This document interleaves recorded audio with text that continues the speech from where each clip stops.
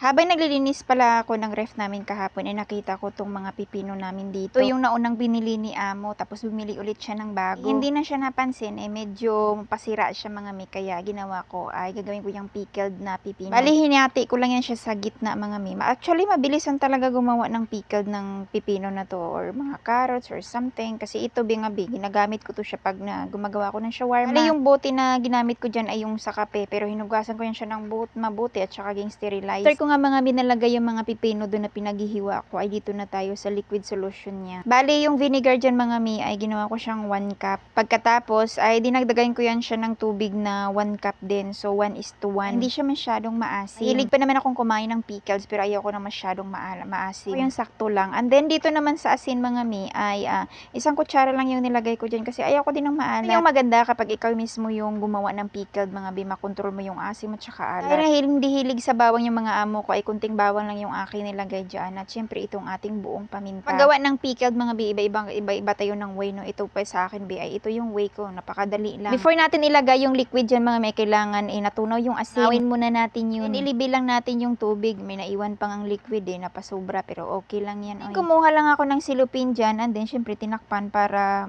siya ba, secure na, sure talaga na close. Diba, mayroon na tayong pickled cucumber. And then ngayong araw, mulukiya lang yung pinaluto ni Amo sa akin. Na-upload ko naman kung paano to yung the way ng pagluluto ng mulukiya, kaya hindi ko na binidyohan kung paano ko yan niluto. Yung pagkain kasi nila dito mga mi is paulit-ulit lang. Ilang years dyan lang umiikot, paulit-ulit lang talaga yung mga menu. At medyo tinatama din akong mag-video. Ayan, hindi na ako nag-video mga day. 4 na nga pala ako dyan nag-umpisa na magluto ng mulukiya kasi nga nagwalis pa ako dun sa labas. Alas 2 nga din ako ng hapon nagising, pero nagkapilang ako. After that ay nagwalis ako sa labas kasi medyo maalikabok na. Habang naglalaga ako, doon ako sa labas nagtatrabaho. Tama, pagkatapos ko alas 4 na. Ito, nag-start na akong magluto ng mulukiya. Sinabay-sabay ko na. Fast forward na nga lang at tapos na akong magluto dyan mga mi. Itulog pa yung aking mga amo. Ayaw ko namang ma-overcook yung niluluto ko dyan, kaya ilagay ko lang muna dyan sa may malaking plato nila, and then tatakpan ko lang yun ng foil at ilalagay dun sa may sakan para ma-maintain lang yung init. Ulit-ulit ko naman kasi itong niluluto mga mi, kaya mabilis ko lang din siyang natatapos. Pero alam niyo mga mi, kahit na paulit-ulit yung kanilang mga kinakain dito sa bahay, in fairness, nauubos pa din nila. Hindi pa rin sila nagsasawa. Minsan pag nagluluto ako, iniiba-iba ko yung lasa mga mi para hindi sila mas lalong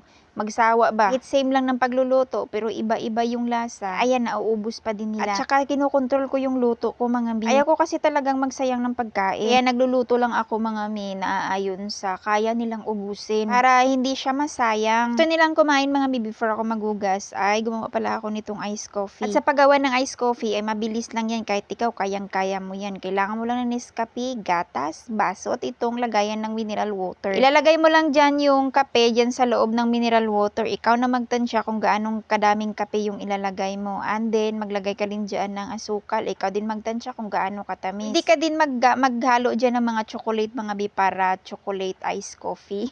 And then, maglagay ka lang dyan ng kaunting tubig. And then, i-shake mo lang yan hanggang sa mamuti siya.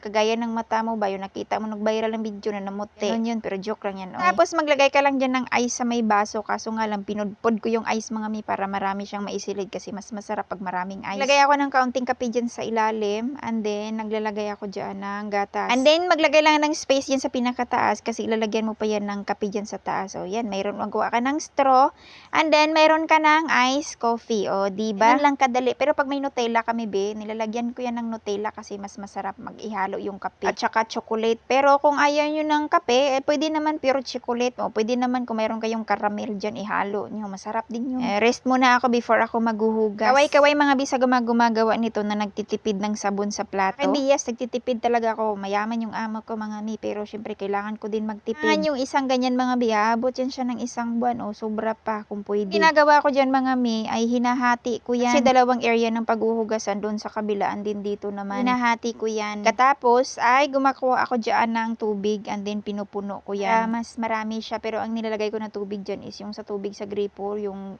pwedeng inumin. Para lang magmukhang marami at aabot pa siya next last month. Tsaka itong fairy kasi nito mga bino, mabula naman talaga siya. Kahit kunti lang yung ilalagay mo be, ay super bula din. O, diba, nakagawa ako ng dalawa. Yung isa ay ilalagay ko yan dito kung saan ako naghuhugas ng mga plato. At yung isa naman ay dito sa kabilang kusina, sa mga kaldero. At nung nakaraang buwan nga pala mga mi, ay medyo malaki yung nabayaran na tubig ni amo. Nung time na yun, nasira yung gripo doon. So, ilang oras binakaano yung tubig na nasayang. Yes, mga bi, nagbabayad talaga sila ng tubig dito. Ngayon, bilang tulong na din sa aking amo na babae, kasi solo parents na din naman siya, kagaya ko. At mahirap din bi kumita ng pera. Ito na lang din yung naisip ko na paraan para tulungan siya yung magtipid sa mga gastusin dito sa bahay. Ng mga sabon, mga tubig, kuryente, or mga grocery or something mga bino. Naman kasi yung nagbabudget dito sa bahay nila kasi ako naman yung tagaluto, tagahugas, tagalaba. Kaya sa tulong na din mga mi sa kanya ay kailangan kong magtipid for today's video. Kaya maghuhugas ako ngayon mga bi, the way ng paghuhugas yung sa Pilipinas. Gamit ako dyan ng planggana tapos sasabunan ko yan lahat saka ko siya babanlawan. Totoo lang mga mi ha, alam ko naman na mabigat yung kinakaharap ng amo kong babae, hindi na gaya noon na buhay pa si amo lalaki. May katuwang siya, ngayon kasi siya na lang mag-isa. Magtulungan na lang kami dito sa bahay mga day. Kasi sa solo parents mga mi ay talagang mabigat po talaga mi, lalo pat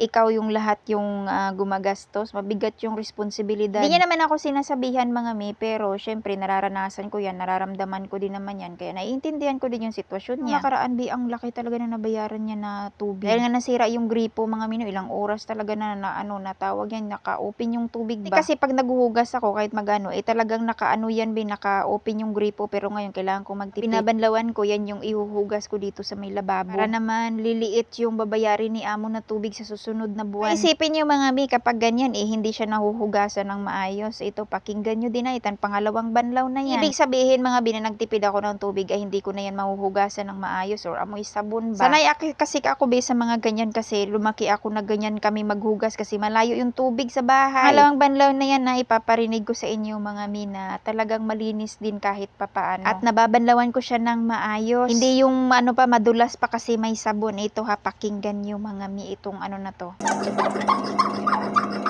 Diba, hindi madulas, wala din siyang sabon. Ito lang kasi yung naisip ko na paraan para matulungan si amo babae kasi naaawa din ako sa kanya.